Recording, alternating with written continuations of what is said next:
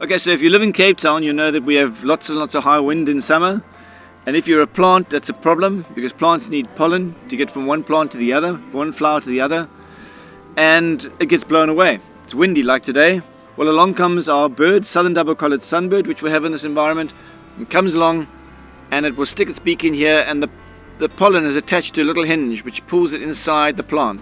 The pollen then pops out of the flower, puts pollen on top of the bird's head, which you can then fly to the next bush, and is not blown away by the wind. Very economical and designed specifically for the Cape.